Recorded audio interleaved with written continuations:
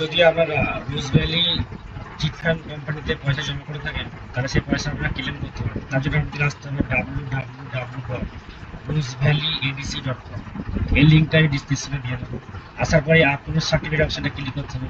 Click করার পর আপনি এখন সাইটটা খুব সুন্দর, সেই জন্য আমি আগে থেকে করে রেখেছি। এখানে ইনভেস্টার, নমিনি এবং আদার্স 3 রকম অপশান আছে। যখন আপনি আবেদন করেছিলেন, আমি যদি নিজে আবেদন করে থাকি, মানে নিজের নামে যদি হয়ে থাকে, তাহলে আমি নিজে হচ্ছে ইনভেস্টার, তাহলে আমি এখানে ফর্ম ফিল আপ করবো। যদি কোনো ব্যক্তি নমিনি থাকে, যখন আমরা কাজ যে ব্যক্তিকে নমিনি করেছিলেন সেই নমিনি যদি আবেদন করে থাকে, তাহলে এই অপশানে ক্লিক করা হবে। আদার্স যদি ইনভেস্টার এবং নমিনি দুজনেই নমিনি নাম মেনশন নেই, ইনভেস্টার মারা গেছে, তাহলে এই অপশানে ক্লিক করতে হবে। ঠিক আছে, তো আমি এখন দেখাবো ইনভেস্টার, মানে যিনি আবেদন করেছেন তার ব্যাপারে। এখানে আপনি ক্যারিয়ার ভাগ আছে, কোন কোম্পানিতে আপনার আবেদন, রোজ ভ্যালি কোন ভাগে মানে আবেদনটা করেছিলেন সেটা ক্লিক করবেন। নাম দেবেন, বয়স দেবেন, জেন্ডার দেবেন, আপনার ফোন নম্বর দেবেন, ভেরিফাই ফোন নম্বর, একটা ওটিপি যাবে, আইডেন্টি টাইপ আপনি আধার কার্ড, ভোটার কার্ড যা আপনি দিতে পারেন, আধার কার্ড দেবেন, আধার কার্ড নম্বর নিচে দেওয়া হবে।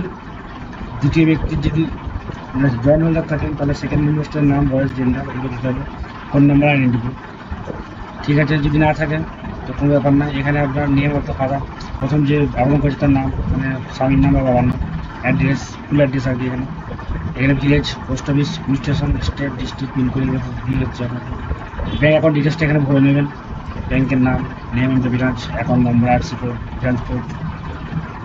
এখানে ইনভেস্টার সার্টিফিকেট নাম্বার, আপনাকে যে রোজভ্যালি করেছিলেন, যে শিক্ষা মানে আবেদন করেছিলেন, একটা আমাকে পেপার দিয়েছিল, বন্ড দিয়েছিল, যেটাকে বন্ড বলা হয়, সার্টিফিকেটের মতো, ওতে নম্বর লেখা থাকে, সে নম্বরটা দেবেন। এখানে যে ব্যক্তি আবেদন করেছিল, মানে ওই কার্ডে ইনভেস্টার সার্টিফিকেট নম্বর, ওই যে রোজ ভ্যালি চিট ফান্ড যখন আবেদন করেছিল, একটা যার নাম আবেদন করেছে তার নাম, যে তারিখে ইনভেস্ট করেছে সেই তারিখটা কার্ডে দিয়ে থাকে, সেই কার্ডটা কত টাকায় করে দিয়েছিলেন সেটা, ডেট অফ ম্যাচুরিটি, কত তারিখ মানে কত ম্যাচুরিটি হবে, ডেটা কবে ডেট মানে ইনভেস্ট করছেন, অ্যামাউন্টটা ইনভেস্টমেন্ট, ক টাকা ইনভেস্টমেন্ট করেছেন, ক টাকা ম্যাচিওর হবে, ক টাকা আপনি রিফান্ড করতে চাইছেন। ঠিক আছে, সেইটা আপনার যতটা শব্দ পেমেন্ট করে করেননি, সেই হিসেবে যতটা পাবেন ততটা লিখুন। এবার পরে কন্টিনিউ ফর ডকুমেন্টস আপলোড করবেন, ম্যাক্সিমাম এটা করবেন, তারপর বাকিটা তো ওরা প্রসেস করে দিয়ে পারবেন। তারপর কন্টিনিউ ফর ডকুমেন্টস আপলোড অপশনে ক্লিক করবেন। তা বাকি প্রসেস আপনার ডকুমেন্টস আপলোড করতে হবে, আধার কার্ড আর সার্টিফিকেট, আধার কার্ডে আমরা যে বলছি যে আমার আধার নম্বর লাগছে, ওই সার্টিফিকেট আপনাকে আপলোড করতে হবে। আমার কাছে এই মুহূর্তে আপনাকে নিয়ে যে আমি দেখাবো করে থাকলে আমি অবশ্যই দিয়ে দেবো। তো এই হচ্ছে ব্যাপার, আর লিঙ্কটা আমি ডিসক্রিপশনে দিয়ে দেবো।